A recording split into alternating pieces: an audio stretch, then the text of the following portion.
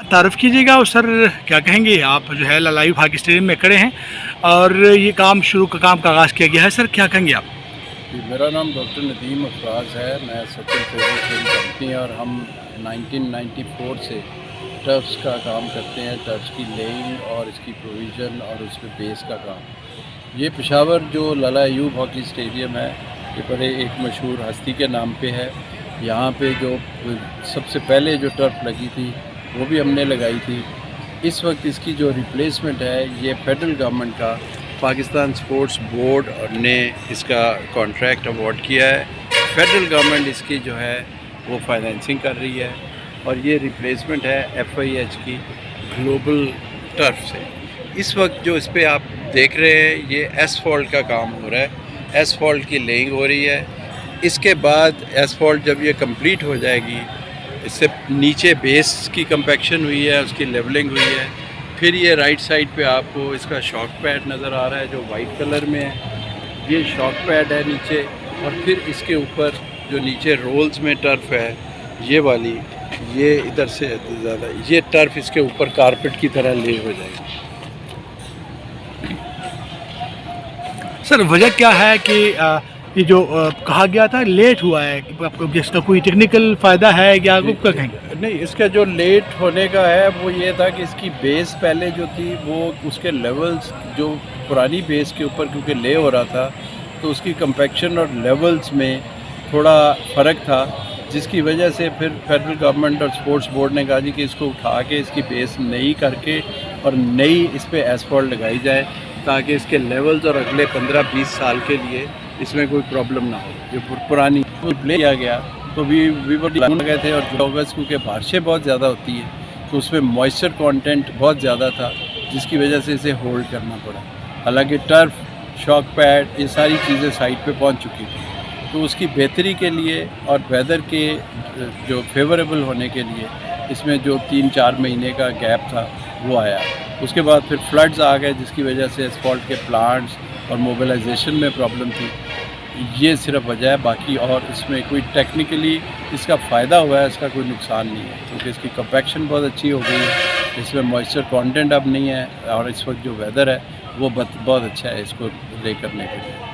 Sir क्या कहेंगे आप क्योंकि कंट्रैक्टर है आप टर्फ को देखते हैं तो टर्फ हमारे यहाँ बहुत ज़्यादा लग जाते हैं लेकिन फिर इस पर मिट्टी आ जाती है और ख़राब हो जाते हैं। क्या किया जाए, ऐसा किया जाए कि ये टर्फ जो है इस पर मिट्टी का आने का जो सिलसिला कम हो और सफाई क्या क्या किया जाए कि ये सिलसिला बेहतर? मेन तो जो मट्टी को तो सबसे पहले तो ये है कि जो कीचड़ आता है पाँव के साथ या किसी शख्स के साथ, किसी चीज़ के साथ, किसी इक्विपमेंट के साथ उसे नहीं आना चाहिए, उसको चेक करना चाहिए। जो हवा में पाउडर्ड डस्ट है जो हवा के साथ आके सेटल होती है वो इसके पानी के साथ बह जाती है क्योंकि वो सॉल्युबल होती है। इसकी जो पीरियोडिक क्लीनिंग है हर 2-3 महीने के बाद प्रेशराइज्ड पानी के साथ, उसके लिए कोई स्पेशल डिटर्जेंट, कोई सर्फ या कोई चीज़ें लगाने की ज़रूरत नहीं है।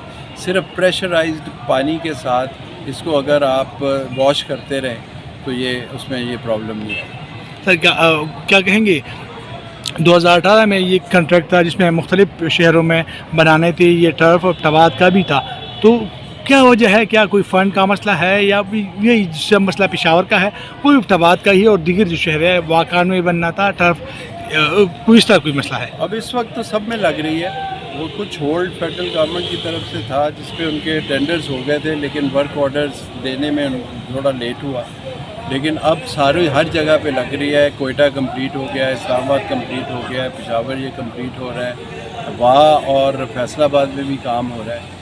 तो वो एक फेडरल गवर्नमेंट की एक प्रोजेक्ट्स की चल रही थी जिसमें थोड़ा सा होल्ड अप था कुछ गवर्नमेंट लेवल पे, कुछ फाइनेंशियल लेवल्स जो उनके रिलीज़ होते हैं फंड्स, बट अब जो है वो सारा प्रॉब्लम नहीं है, अब सारों हर जगह पे काम हो रहा है। डॉक्टर साहब क्या इस ग्राउंड पे हम इंटरनेशनल मैचेस करा सकते हैं? क्योंकि जो चीज़ें नज़र आ रही है कि जी स्क्रीन नहीं है, शॉक जो है जो रिटर्निंग वाल है, यहाँ पे जो इंटरनेशनल स्टैंड है वो डिफरेंट है, ऊपर जो है लाइट्स का मसला है, तो क्या हम इंटरनेशनल मैचेस यहाँ पे करा सकते हैं? जो इस पे टर्फ लग रही है वो सर्टिफाइड है FIH की ग्लोबल, और उसके ऊपर आप कोई भी इंटरनेशनल मैच या कंपटीशन करा सकते हैं। जो उसके साथ एलाइड फैसिलिटीज़ होती हैं वो किसी भी इंटरनेशनल मैच के लिए जो रिक्वायर्ड है वो यहाँ पे हैं। जब हम किसी वर्ल्ड कप या ओलंपिक्स की बात करते हैं तो वो फैसिलिटीज़ जो है वो इस स्टेडियम में नहीं है। तो इसलिए यहाँ पे वर्ल्ड कप या चैम्पियंस ट्रॉफी या ओलंपिक्स नहीं हो सकते।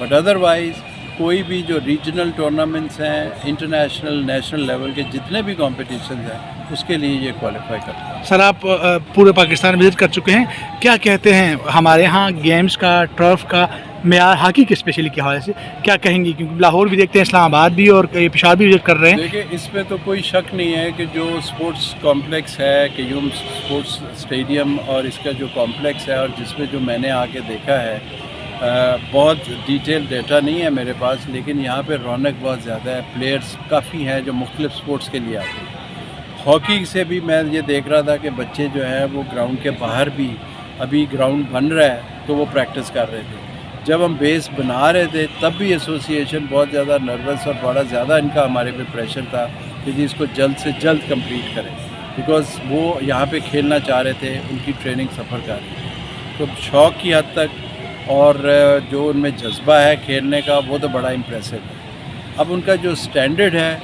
वो it has to be seen कि वो नेशनल लेवल पे जब जाते हैं प्लेयर्स और उनकी जो कोचिंग है, उनके पास जो बाकी फैसिलिटीज़ हैं वो क्या अवेलेबल है या नहीं है, उसके बारे में मुझे कुछ बहुत ज़्यादा डिटेल नहीं पता।